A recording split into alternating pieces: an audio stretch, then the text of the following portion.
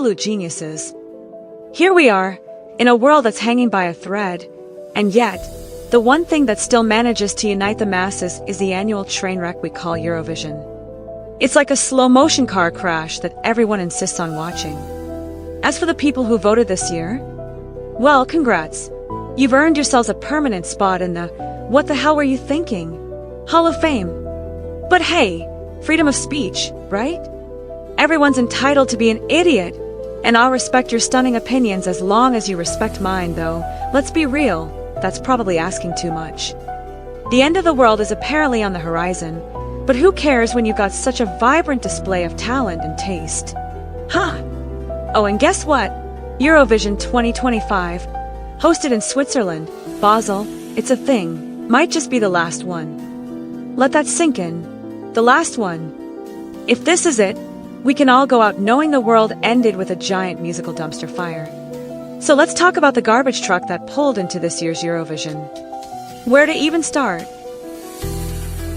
Ukraine's entry. Oh, good lord. Some guy with a hairdo that looked like he was trying to start a new trend called Bird's Nest Chic.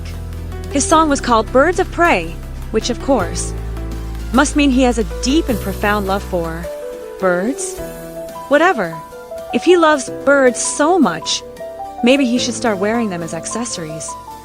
Also, what's the deal with his hair? If he's not going for a bird's nest, he's definitely going for the "I just woke up under a pile of leaves" look. Maybe he should have used actual birds, as hair gel would have been more appropriate.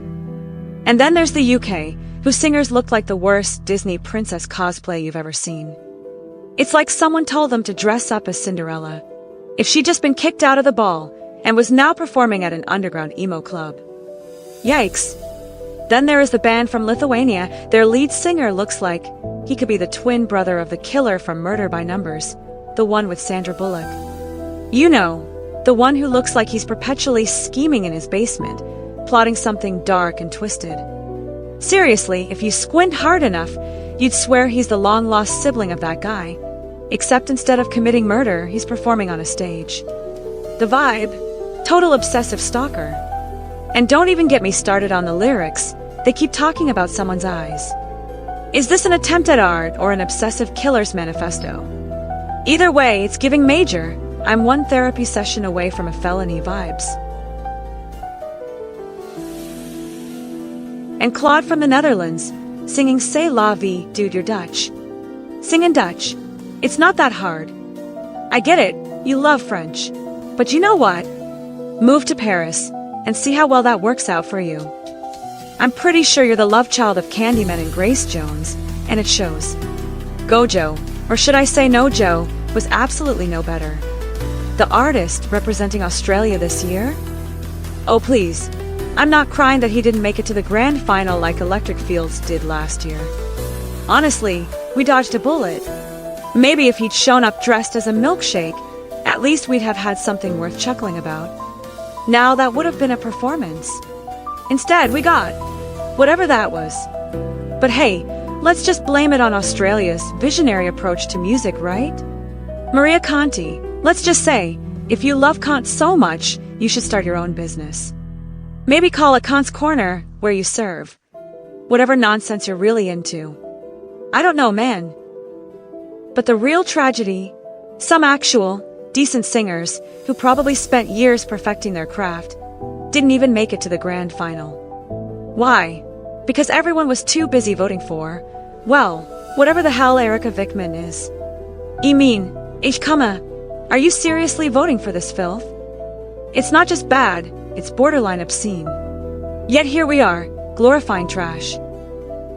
Let's rewind to Serbia last year. Remember Teodora with Ramonda? She was raw, fresh, and actually had a future in the music industry. This year, they sent a guy with a decent enough voice, but guess what?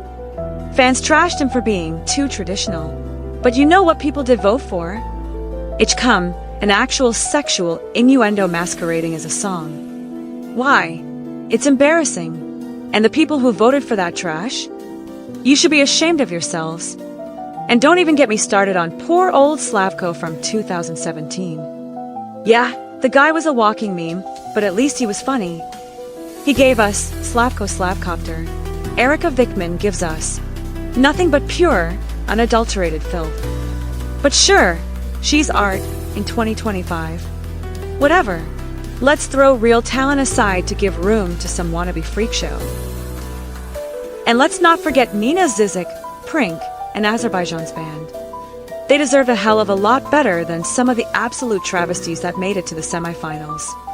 But no, we had to make space for Malta, Finland, and Latvia. Yeah, totally makes sense. So, in short, the entire voting process is broken, and it's a breathtaking disaster. But hey, it's all just my humble opinion.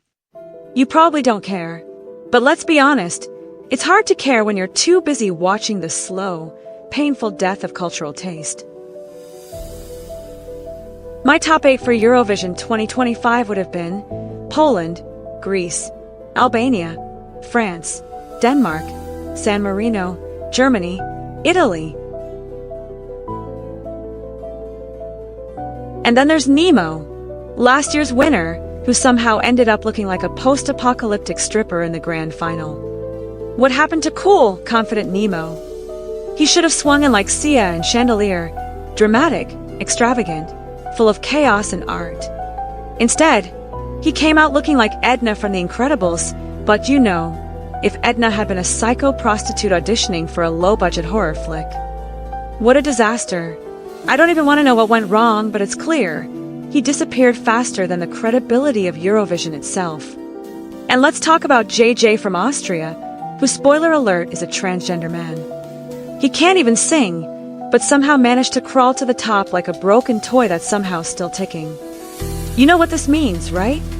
If the Eurovision gods are merciful enough to give us another year of this utter train wreck, we're probably going to see Nemo and JJ walk down the aisle, right in the middle of next year's grand final. That's right, folks. Eurovision's very own non-binary power couple, who will somehow manage to set the bar even lower than it already is. Honestly, I can already see it. JJ will be hitting those high notes like they're on the run from a wailing siren, and Nemo will look like the bride, who's also an accidental street performer. And you know what? It'll probably be amazing. In the same way a dumpster fire is amazing to watch, it's a spectacle. But mark my words, next year, they'll be the couple everyone's watching, and we'll all be in agony, praying for the world to end before the performance starts. And then there's Klemen from Slovenia. The guy had a decent song, but whatever. Like he said, how much time do we have left? Newsflash, not much. So when the shit hits the fan, don't expect to hear Survivor from Armenia. Instead, we'll probably all be too busy choking on our own despair, while the Nemo and JJ show destroys any remaining shred of dignity we have left.